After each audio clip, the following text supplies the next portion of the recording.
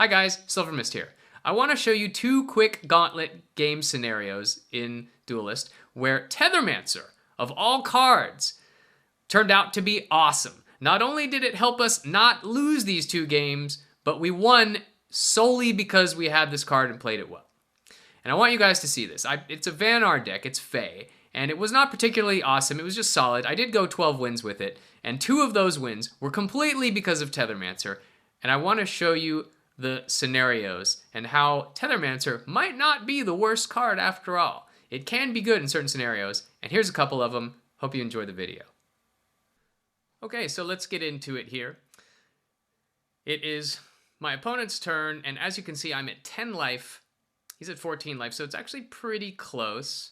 He has 4 cards to my 6 cards, so I've got card advantage on him, but as you can see here, he played an Arctic Displacer in a very curious spot. And when he plays it back there, he's almost certainly telegraphing either Hearthsister or Iceblade Dryad to give it flying, right? So I have no choice but to protect myself here. And that's going to have to be with Tethermancer. So, and I'm probably also going to throw on the Arclight Regalia here, just to mitigate damage if he somehow removes this. I actually made a mistake by moving the Snow Chaser up here. Shouldn't have done that. Because now if he Hearthsisters the big guy down right 1 square to my left and kills the Tethermancer, the Snow Chaser can't reach him. Even though that's not enough to kill it, it would be 2 damage on it that I now can't get.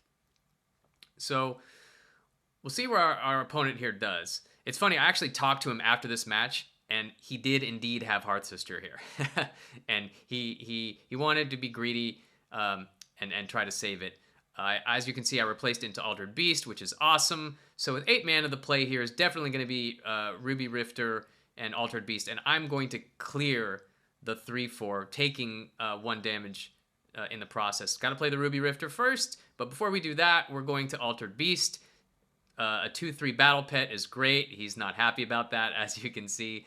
And I'm going to run the Tethermancer over. I don't need to be in perfect protect necessarily, but I should be safe here.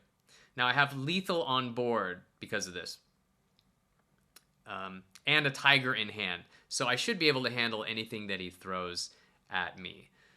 I mean, I suppose he could chain into, like, Tiger Wailing Overdrive, but even that wouldn't be enough because I have the Regalia on. So, as you can see, we're good. He only had minions. He also had a Razorback, but it wasn't enough.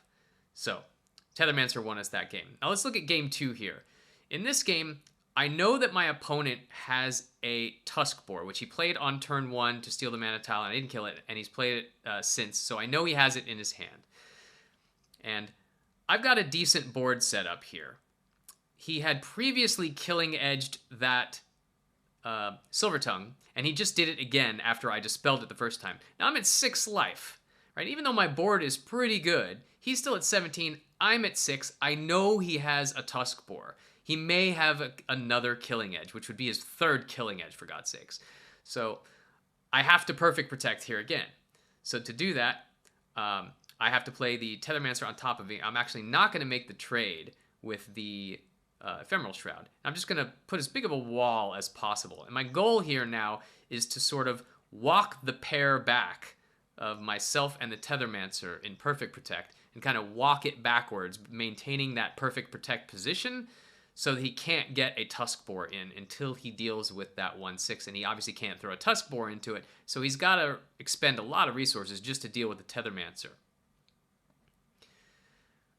So here he plays a Shield Master and backs up, and he's going to try to, clear it with what he has in hand and then maybe throw the Tusk Boar at me. He does have a full grip of cards, so who knows what he has in there. He doesn't have enough mana to, double Phoenix Fire and then Tusk Boar and then Killing Edge. So I'm had to clear his minion here. In fact, I have to clear everything, including throwing my Hank Heart 4 damage into the 1/1, just in case he has Killing Edge, which can shoot around the Tethermancer. So I've got him blocked off. I maintain perfect protect, and this is his last turn here. And as you can see, he's going to play the Tusk Boar. It finally comes out, and watch its statistics. it goes from 2-3 to 6-5. So he did have a killing edge, which he played. We didn't see the card because he conceded right afterwards. But as you can see, that saved us from losing. So Tethermancer was amazing in these 2 matches, which totally not only saved me from losing, but earned me the win. Normally, Tethermancer is a pretty bad card, but in some cases, it can be okay. Watch out for these cases when you're drafting, especially when you're Vanar and you're playing Fae, and you only need to survive a turn or 2 to win the game. Tethermancer can be quite strong here. Anyhow, thanks for watching. Hope you guys enjoyed it.